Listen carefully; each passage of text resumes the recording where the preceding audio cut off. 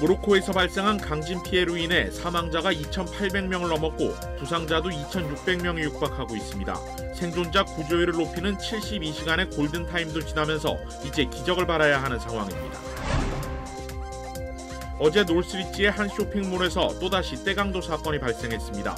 계속되는 피해에 유통기업들은 잇따라 매장 철수를 선언하고 있습니다. 내년에 또 한 차례 건강보험료 인상이 이뤄질 것이라는 전망이 나왔습니다. 러시아 크렘린궁이 김정은 북한 국무위원장의 러시아 방문 사실을 공식 확인했습니다. 푸틴 대통령의 초청에 따른 것이라며 회담 후 만찬도 개최할 예정이라고 밝혔습니다. 한인 교계의 인적 자원을 하나로 모아 한인사회 발전에 기여할 수 있도록 초점을 맞춘 한인타운 기독교 커뮤니티 센터가 오늘 출범을 알렸습니다.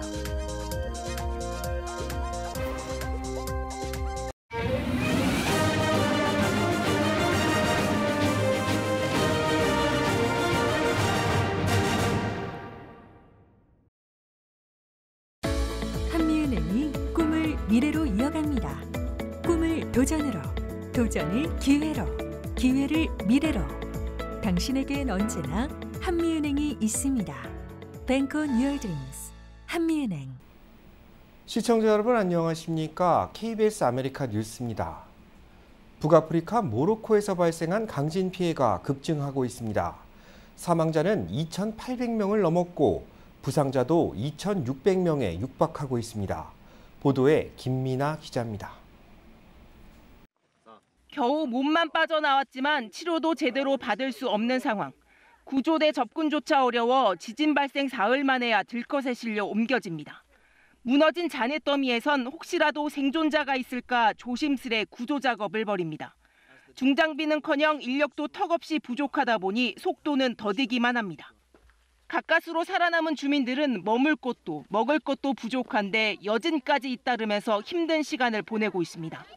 임시로 만든 천막 속에서 간신히 몸을 뉘어봅니다.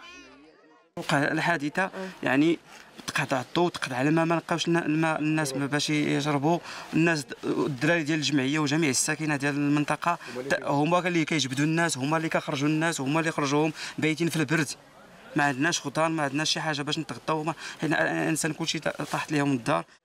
모로코 내무부가 밝힌 사망자는 2,800명이 넘었고 부상자도 2,600명에 육박합니다.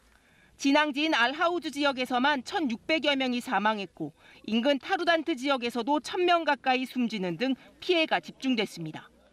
피해 지역 건물 대부분이 지진에 취약한 진흙이나 목조주택이라 실종자 구조와 수색이 진행되면서 사상자 수는 더 늘 것으로 우려됩니다. 세계 각국 지원의 손길도 이어지고 있습니다. 영국, 스페인 등이 구조팀을 보냈고 당교 상태인 알제리는 인도적 지원 목적의 비행을 허용했습니다. 유럽연합도 모로코에 있는 비정부 구호단체에 100만 유로를 지원하고 나섰습니다.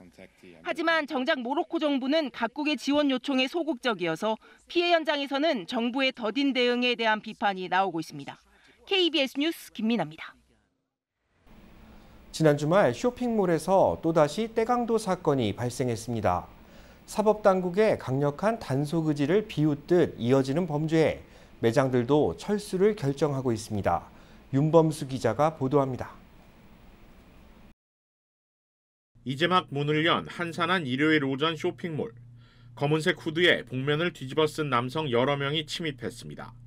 쇼핑몰 내 진열장을 망치로 부수고 잡히는 대로 물건들을 가방에 담기 시작합니다. 지난 1년의 사건들과는 달리 이번에는 직원과 시민들이 떼강도들을 적극적으로 막아서는 모습도 보였는데 떼강도 중 한 명은 가방 한가득 물건을 담아 나오다 결국 빈손으로 도주했습니다. 화면에 잡힌 용의자들은 모두 6명. 경찰은 그러나 이번 범행에 최소 10명이 가담한 것으로 보고 있습니다. 이번 사건으로 매장은 2만 달러어치의 피해를 입었으며 경찰은 이들이 타고 달아난 번호판이 없는 검은색 인피니티 차량을 추적하고 있습니다. 이처럼 계속되는 떼강도 범죄에 주요 매장들도 더 이상은 버티지 못하는 모습입니다. 나이키는 본사가 있는 포틀랜드 내 일부 매장을 완전히 철수하는 동시에 임시 휴업했던 매장들의 재개장 계획도 모두 철회한다고 밝혔습니다. 남가주 일대에서 연쇄적으로 떼강도 피해를 입고 있는 메이시스 역시 올해 LA를 비롯해 최소 4개 매장의 문을 닫는다고 밝혔습니다. 샌프란시스코에서는 홀푸드 마켓의 플래그십 매장이 1년 만에 문을 닫았고 올드네이비와 바나나 리퍼블릭, 삭스 오프 피프스 등 20여 개 매장도 도심에서 철수를 계획하고 있습니다. 조직적인 소매절도 범죄로 가장 큰 피해를 입은 타겟의 경우 올해 그 피해 금액이 사상 처음으로 10억 달러를 넘길 것이 확실시됩니다.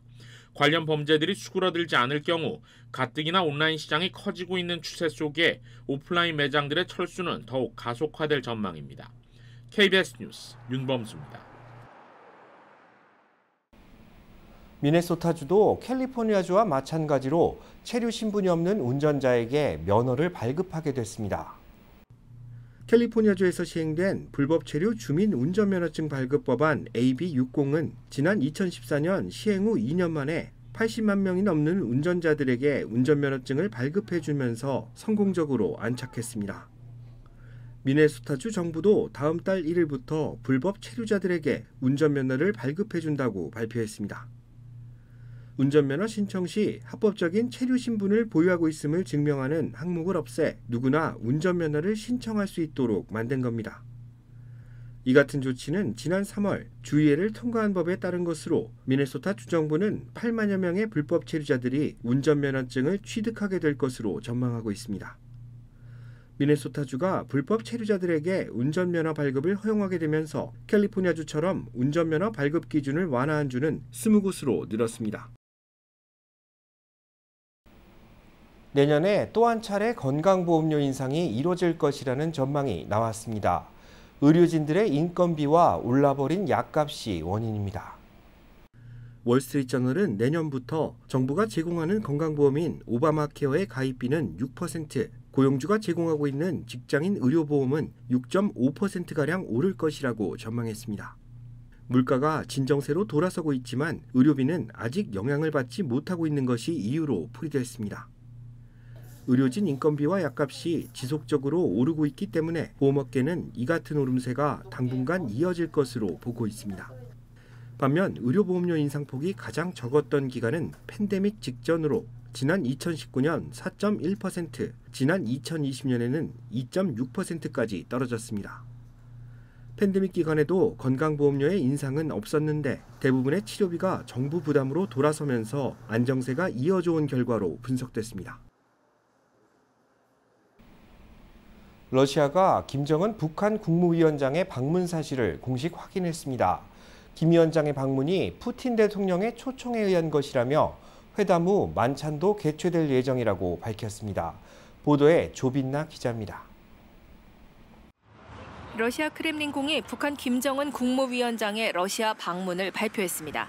크렘린궁은 푸틴 대통령의 초청을 받아 김 위원장이 며칠 내 러시아를 공식 방문할 거라고 밝혔습니다. 페스코프 크렘린궁 대변인은 또 국영 매체와의 인터뷰에서 러시아와 북한 대표단의 협상이 있을 것이며 필요하다면 정상들의 1대1 소통을 이어갈 거라고 말했습니다. 또 공식 만찬도 계획돼 있다고 덧붙였습니다.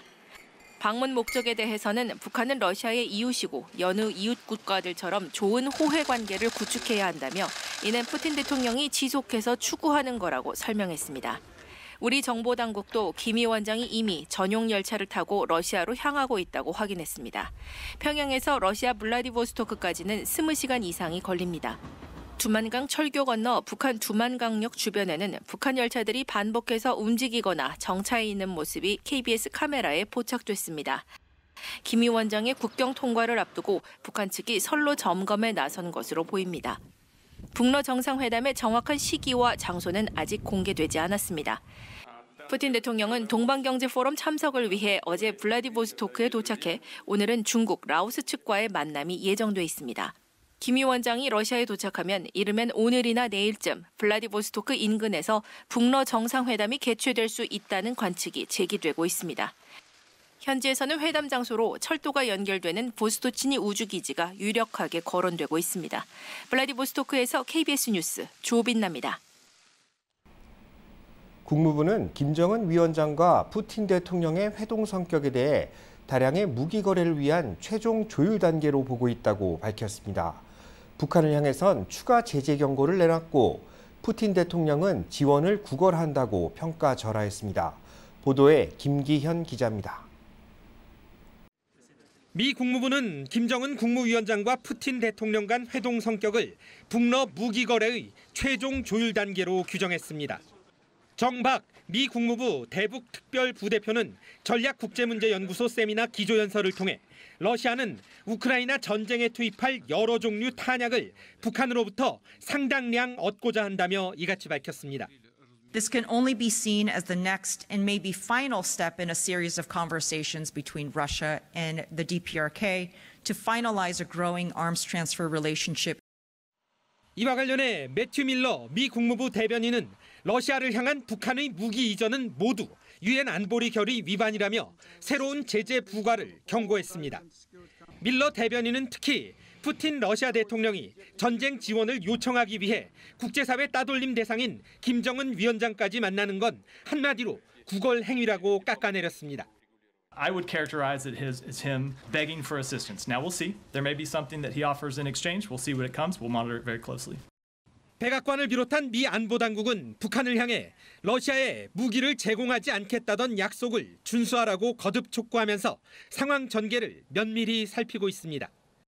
무기 제공을 둘러싼 북한과 러시아 간 거래가 가시권에 들어오면서 미국 안팎에선 우크라이나는 물론 동북아 정세에 끼칠 파장을 우려하는 목소리가 불거지고 있습니다. 워싱턴에서 KBS 뉴스 김견입니다.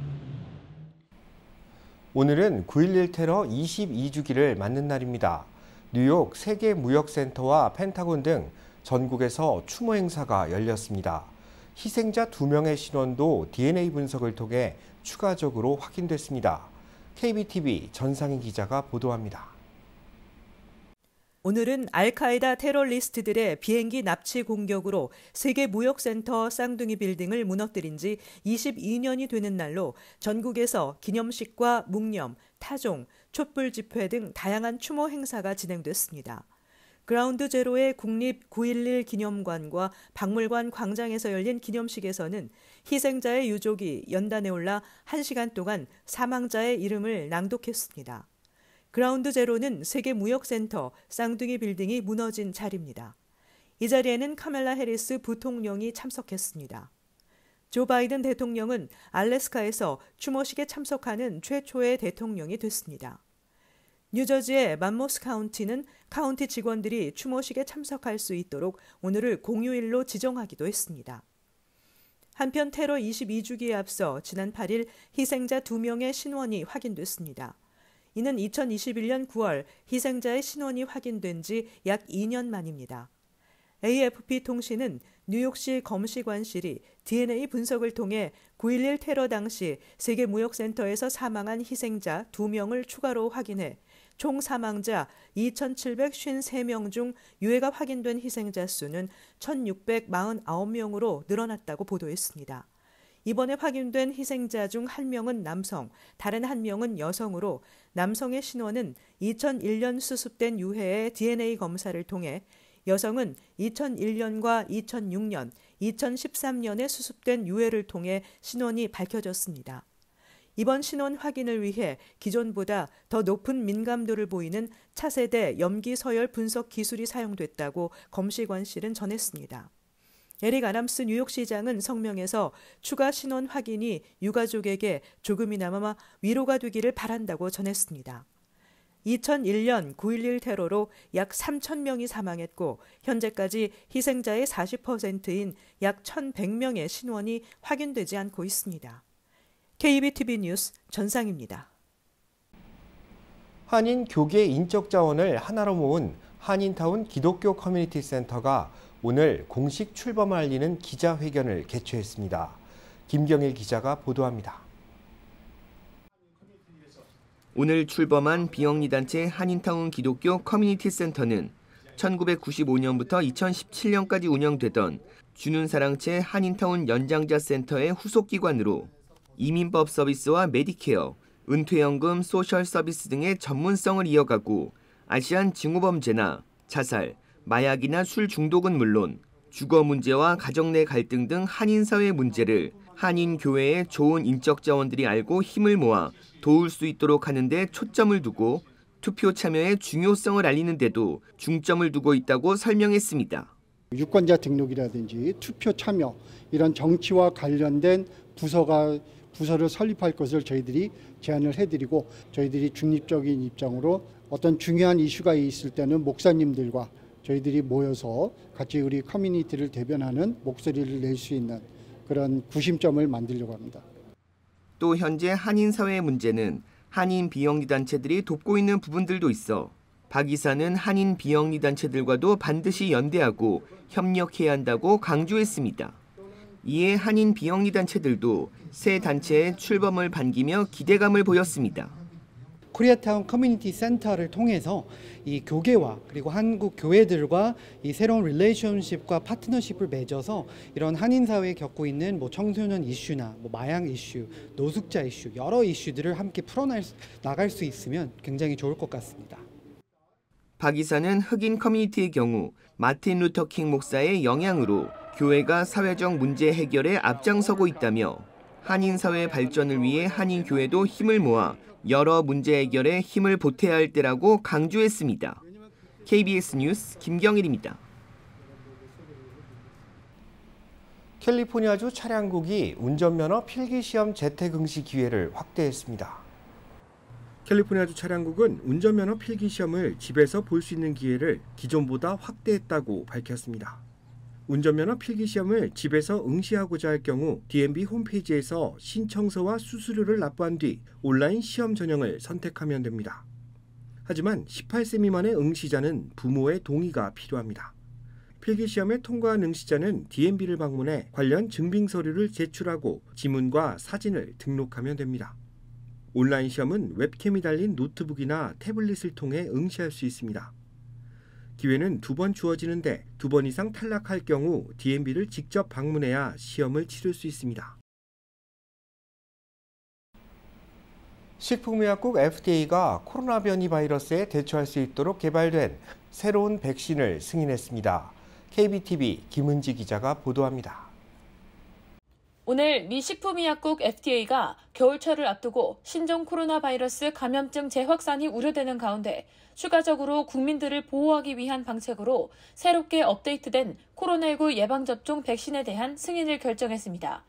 이번 승인으로 질병통제예방센터 CDC는 내일 중으로 모더나 그리고 화이자와 바이온테크사에서 개발한 추가 백신 접종 권고 대상자를 발표할 예정입니다. 피터 마크 FDA 소장은 백신 접종은 공중보건에 있어 매우 중요한 이정표라며 입원 및 사망률을 모두 낮출 수 있고 코로나19 재확산을 막아낼 수 있는 보호책이 될 것이라고 기대했습니다.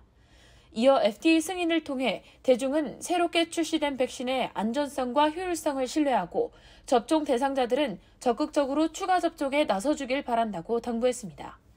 앤서니 파우치 전 국립알레르기 전염병 연구소 소장은 코로나19 감염 증가세가 추운 계절로 접어들며 더 확산할 수 있다고 경고했습니다.